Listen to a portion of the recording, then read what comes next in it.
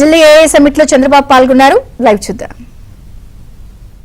మన 26 department data అది ఏదోరా sir come here and ఇది ప్రాసెస్ తర్వాత ప్రాసెసింగ్ అవుతుంది. మన జిఎస్టీ యాక్ట్ ప్రకారం వ్యాట్ యాక్ట్ ప్రకారం అన్ని ప్రాసెసింగ్ కూడా ఇప్పుడు హ్యాండిల్ ముందు అయితే చేయడానికి 6 వారాలు పడేది. 5 minutes.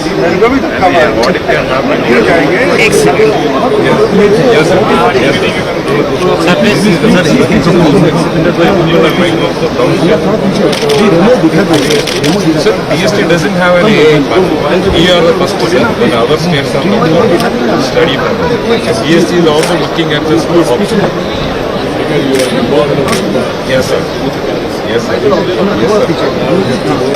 know report sir. Sir का फेस दिख गया और थोड़ा हमें दिख गया हम लोग पीछे हो जाएंगे. बड़े तो जाने दीजिए ये करो. हां एक thank you very much sir. आप सर सर वो थोड़ा साइड हो जाओ बस.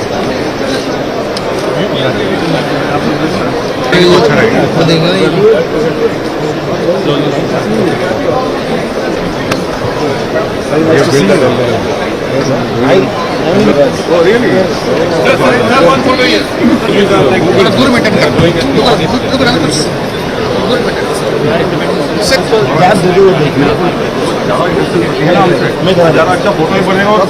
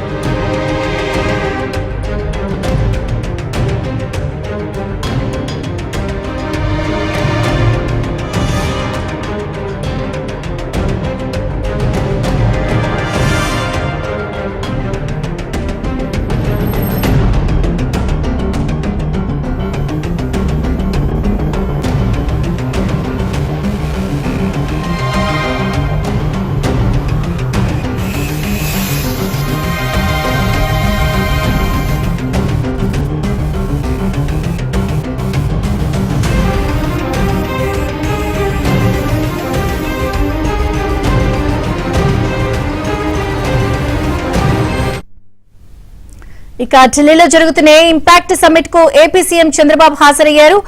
AI accelerators India's economic growth plenary session కు కూడా వెళ్లారు. లేటెస్ట్ అప్డేట్స్ ఢిల్లీ నుంచి సతీష్ అందిస్తారు. సతీష్.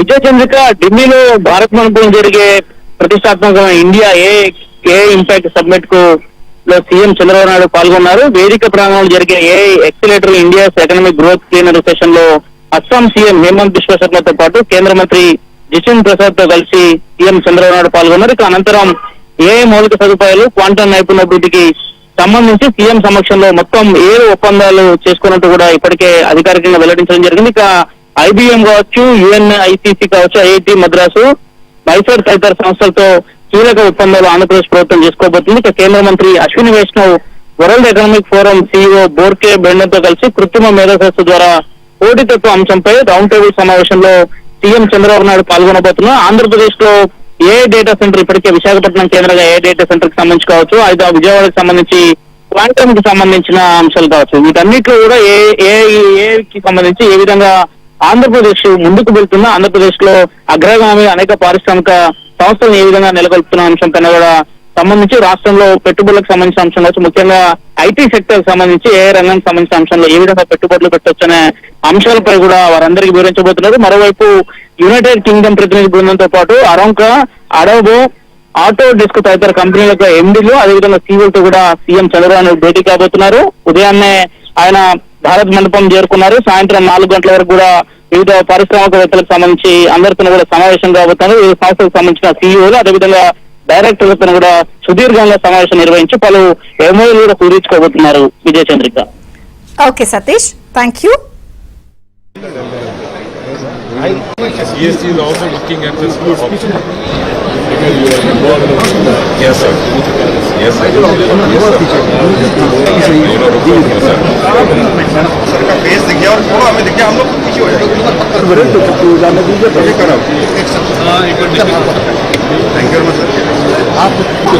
सर सर ये थोड़ा साइड हो जाओ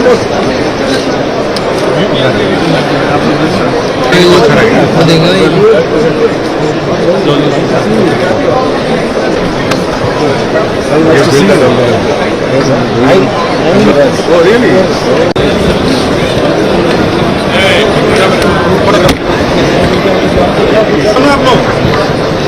Starting with the commercial access. So we are working with both Microsoft and Google. Microsoft AI Cloud.